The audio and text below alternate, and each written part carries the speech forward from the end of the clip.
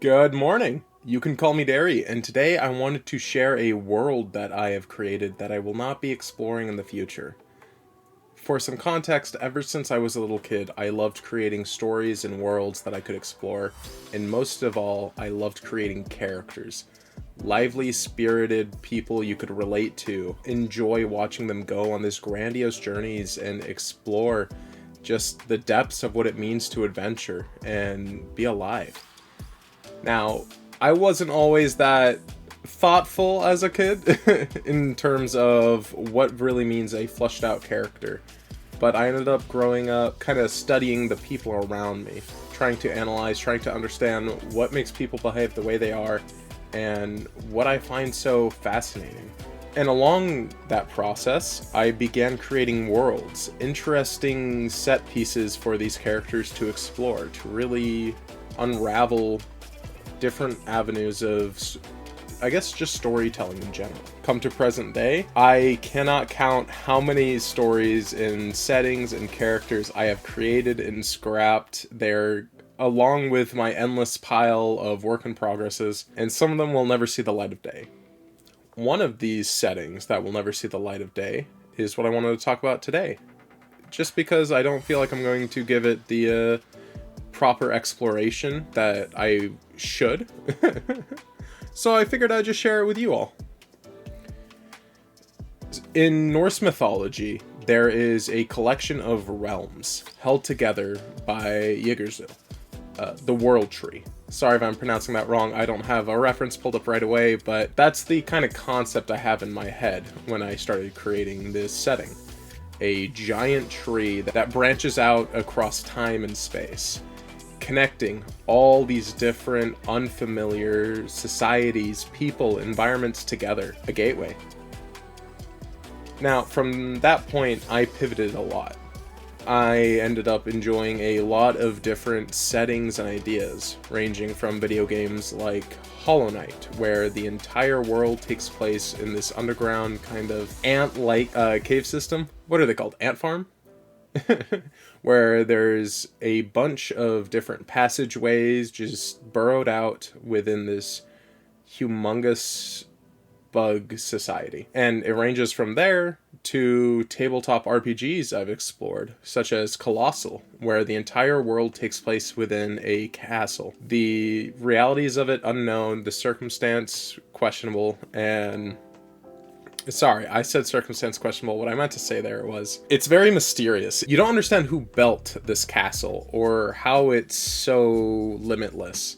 However, the journey of uncovering it is reminiscent of wandering through a Studio Ghibli film. It's very fun. And these kinds of settings kind of swirl together in my mind. I wanted to create a setting that was much more pinpointed and focused. Most of the stories and settings I create are ever expansing. I love adventure. I love watching characters travel the land, encountering rich environments that are unlike any environment they've seen before.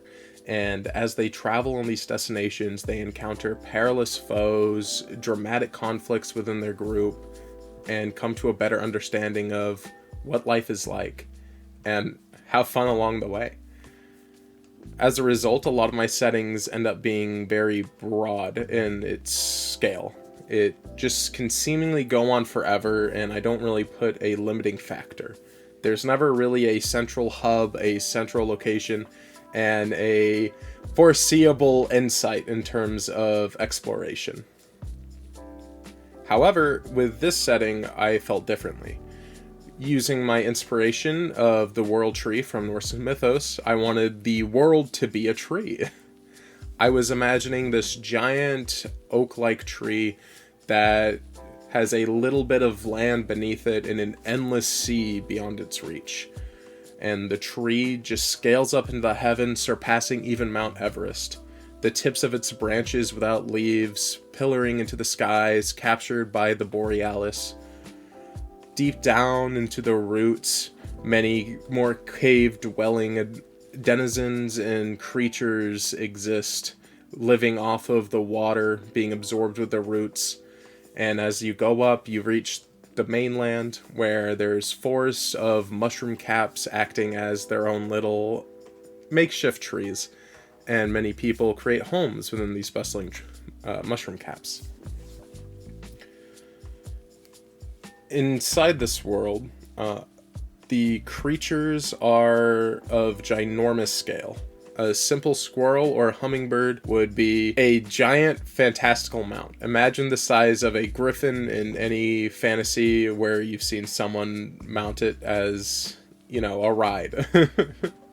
Within the setting, the main goal for the protagonist is to ascend to the top of the tree, because the mystery of whether the rumors to that resting atop in the heavens amongst the borealis, locked away in the clouds, is a utopia.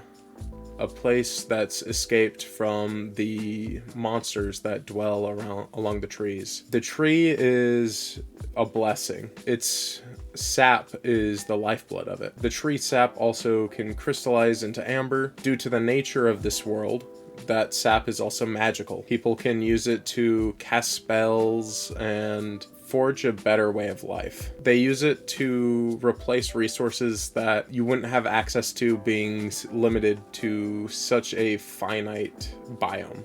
Through this and the desire to climb the tree, people known as climbers dedicate their lives to pursuing that goal of ascension. Meanwhile, other people try to defend the tree from hostile-minded folks that wish to perhaps tear it down. A real anarchy perspective.